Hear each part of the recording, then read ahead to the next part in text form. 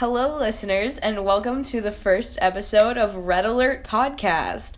I'm Emily. I'm Colin. And this episode is mostly about the Cold War. So, a little bit of brief background. After World War II, there's a lot of tensions that were being built between the U.S. and the USSR. Things including the space race, which was a competition to see who'd get to space first, but it was mostly about kind of who had the better technology, and the U.S. ended up proving that they had the best technology.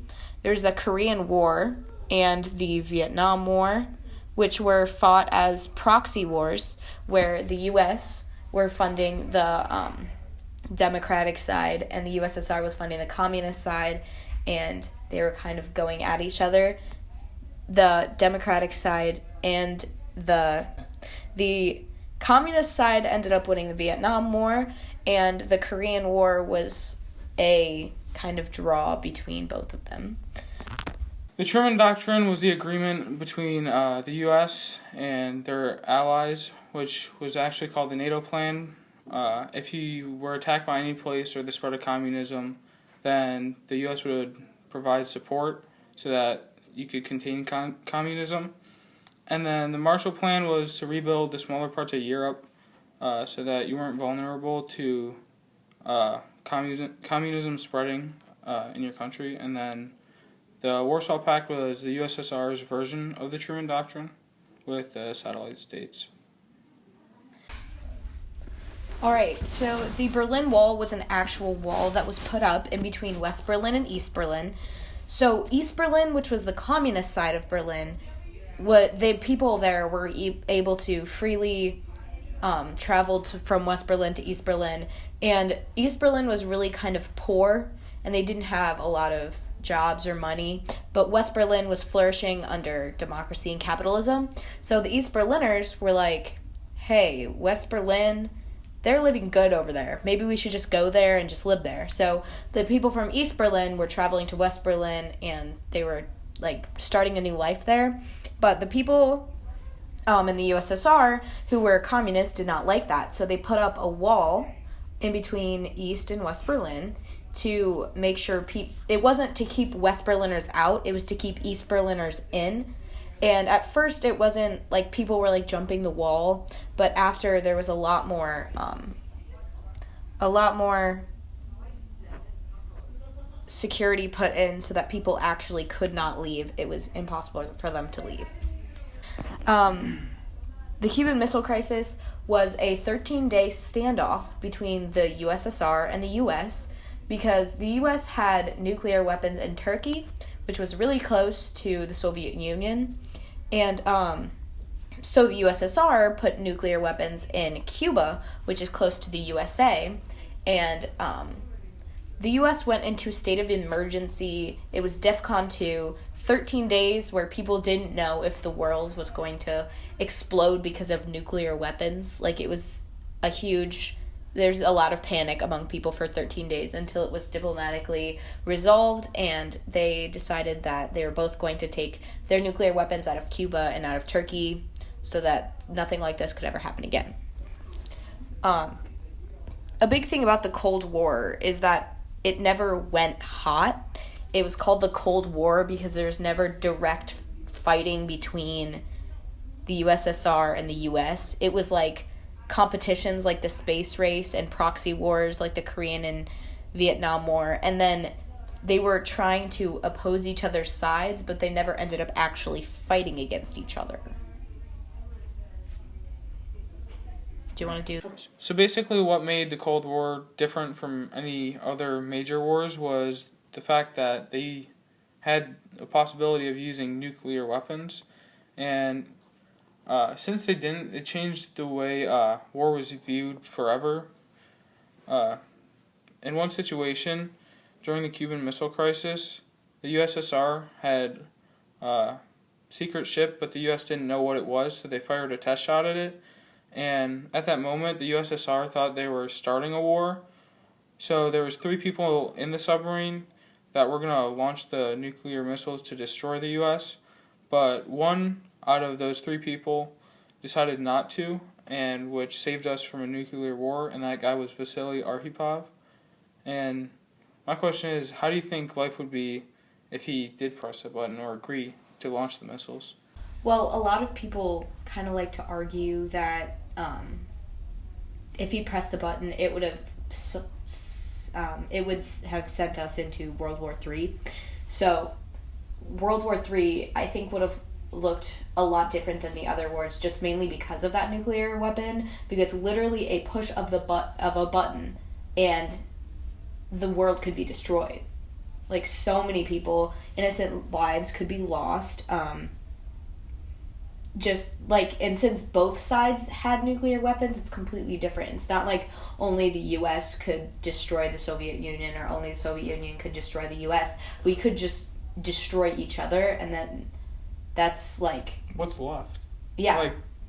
There's a lot of... And the range of the nuclear weapons that they had were, insane, and they're continuing to grow today. Now, if they decided to launch that one, do you think they would have talked about it, or would it have been an all-out war? Because if they press the button, would you just instantly react, be like, oh, now we gotta nuke them, and it'd just be retaliation back and forth? Or do you think they would have been like, whoa, let's stop before something happens? Well, I honestly, knowing the U.S. and I think they would have just jumped right in, because you think about Pearl Harbor. That's one bomb, and that was sent us into World War II. Yeah. Immediately, within a few hours, we were in World War II. Mm-hmm. So I think the U.S. would have retaliated immediately. As soon as they knew that it came from a Soviet submarine, I think they would have nuked the Soviet Union, and then we could have destroyed. There could have been so much damage, and it would have been ridiculous. Yeah, I wonder what they would do from that point on, though. Who's left? What's left? What do they do with it? Since there's a nuke, there's radiation. You can't even go there. Yeah. So. No. There'd be and honestly, we could have also destroyed a whole ton of Europe just from radiation. Yeah. Coming from the nukes. There could have been a ton of damage, which I think can bring us into our kind of debate section about nukes. So this is in current day right now. Do we think that nukes should be used? Yes or no? So I think that they should be used, just as kind of an opening statement. No matter what happens, there's always going to be technology that develops. And as our technology gets better, I think we should be able to, use it. And if one country, is just kind of doing a lot of bad stuff, a nuke ended World War II. Who knows how long it would have gone on if the U.S. hadn't have nuked Japan. It could have gone on for years and years and years. So, just doing that, I don't know how much more damage could have been done without them.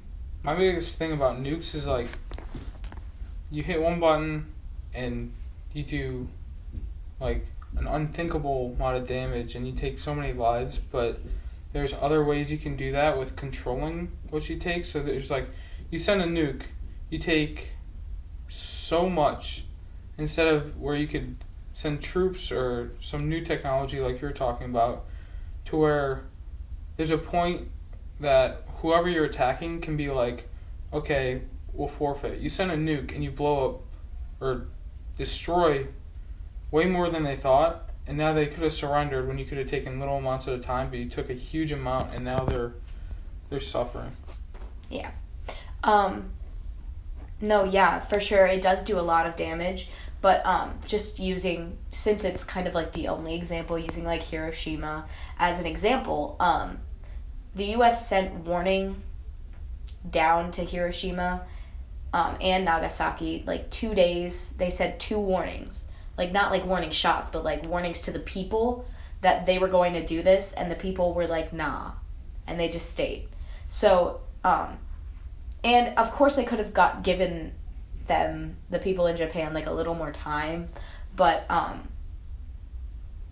without nukes and like the coming wars, because there's bound to be more wars, there's always going to be more wars, it could completely change it. And honestly, I don't think that since our countries are so developed now, that they're going to, without thinking, just send, and without a ton of deliberation, advisors, like a ton of stuff, with just sending nukes to countries. Like, there's got to be, there will be, if they are sent, a huge reason why they're sent. There would be a, like, they wouldn't just send them over just to do damage, you know? Yeah. But also I think there should be limits, because if one country has one bomb that can destroy the entire earth, it could be fatal. Like, the leader of that country, say it's like a dictatorship, the leader of that country could get mad and just destroy the entire earth. And I don't think that's ridiculous. Yeah. So there has to be a limit on the power of nukes and the amount that you can have. My biggest thing is not, let's have nukes, let's not. It's more like, is there a different way we can solve problems without going, oh, we're going to nuke you. Mm-hmm. Like, that's your only threat, where we could take it piece by piece instead of sending an immediate threat that could start another war. Yeah. But also, like, I don't think there's going to be a nuke sent to start a war. Like, I don't think that probably won't happen. Mm-hmm. Just for the reason that, like, there would be no reason. Yeah. But, yeah. No, I understand what you're saying. Like, could there be... And there are other ways. There are other ways of doing it. But when those ways have all ran out, when we're sending way too many troops, when diplomacy hasn't worked... really, what else are you going to do? Like, without nukes, like, an entire country, in the right circumstances, could just, like, take over the entirety of, like, say, like, Europe. And there'd be no way of us stopping them unless we have nukes. Yeah. The only thing I'm scared about is, look at Hitler. He didn't care what he did, who he hurt. So like you said before, there had to be a serious reason behind it. And if someone got behind the power of a nuke and didn't care, like Hitler did, what could happen? That's the biggest fear. Yeah, because there are a ton of, like, kind of insane people that are in power right now, and that's debatable, but whatever. Yeah, no, because, like, for example, like, right now, the U.S. is trying to limit North Korea's use of nukes because they just keep making more and keep making more powerful ones. Yeah. And I think that's the right move for sure, because no one knows what Kim Jong-un is going to do. Like, we don't know.